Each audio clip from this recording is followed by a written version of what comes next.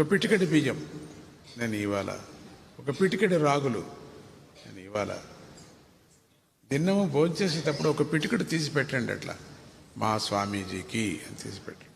నేను కనపడతాను అక్కడ. ఆ పిటికెడు వేస్తారే ఇట్లా, ప్రతి బియ్యంలో నేను ఉంటా, కనపడతాను. మీరు చూడండి, అట్లా వేసేటప్పుడు ఇట్లా చూడండి. జై గురుదత్త, శ్రీ గురుదత్త, అప్పాజీ ఉన్నారు అక్కడ, స్వామీజీ కనపడుతున్నారు.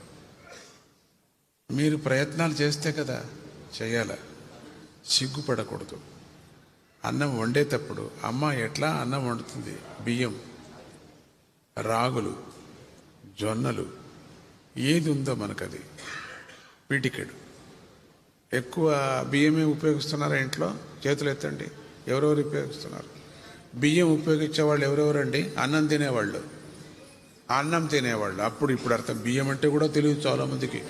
బాబోయ్ బాబోయ్ బాబోయ్, అన్నం, రైస్, ఓ ఇప్పుడు అర్థమవుతుంది. ఇప్పుడు ఎత్తారు చాలామంది. ఓ రైస్ అని అన్నా నేను, నాకు తెలియదులేండి. రైస్ తింటున్నారు కదా మీరు. ఒక పిటికెడు తీయండి అన్నం వండేకి ముందు.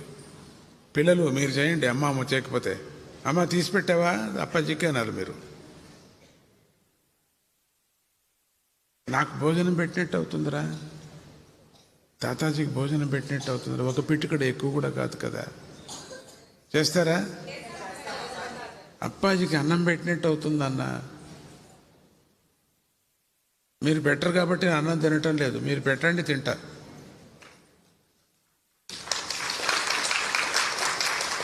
మీరు అనుకోవచ్చు గాలి తాగుతారని. ఏం గాలే తాగుతున్నాను ఇప్పుడు ఈ నడమ.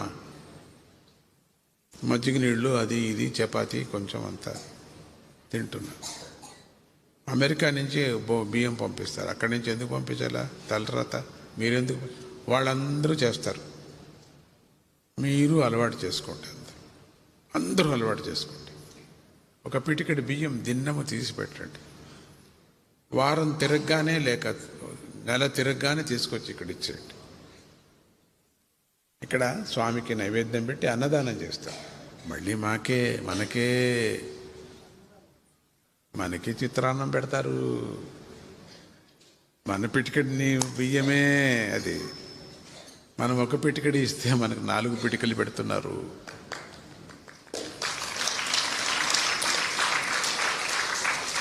అన్నదానం చేయండ్రో అనాల్సిన పని లేదు.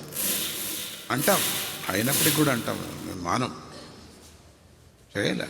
జయలక్ష్మీ తల్లి జననీ మహామాయ, జయలక్ష్మీ తల్లి.